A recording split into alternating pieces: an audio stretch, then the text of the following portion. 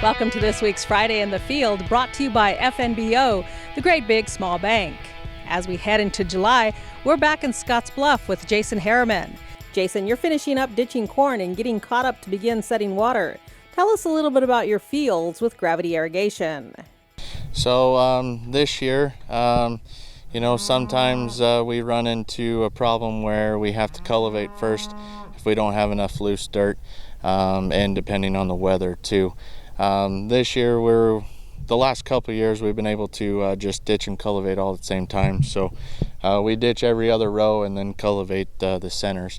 And then we also put on our corn, we put the last shot of nitrogen on with the ditcher. Saves us a trip on the gravity part. Now under the pivots, we fertilize under the pivots or we side dress. Would like more pivots, but we had to update equipment, so we chose to update equipment.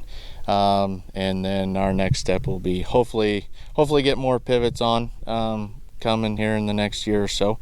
So just take it one step at a time. But when I was younger, there wasn't very many pivots around, so kind of grew up on ditching, and we still have some acres that we have to gravity irrigate. So.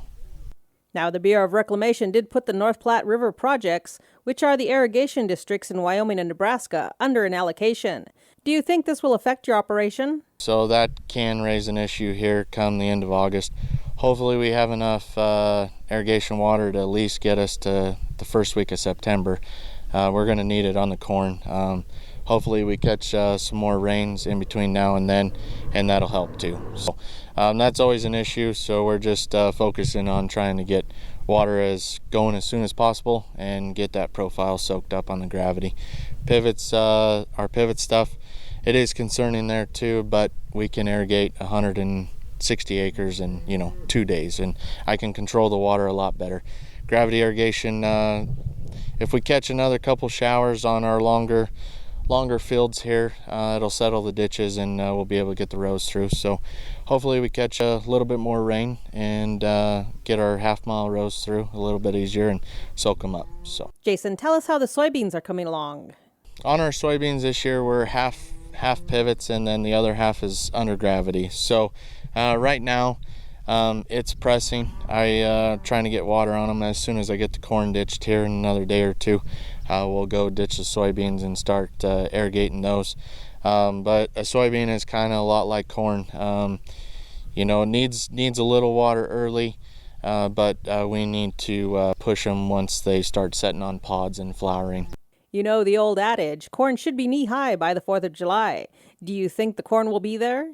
I would say for our area, we're on track, probably average.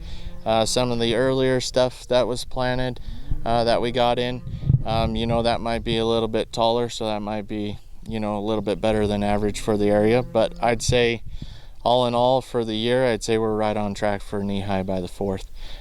Some of this corn right now is knee-high that we haven't got water to yet, so once you break those centers up and we get a little heat with the moisture we had over the weekend here, I think stuff's going to grow in the next 10 days. So. Thanks, Jason, and we'll check back with you and your crops in a month.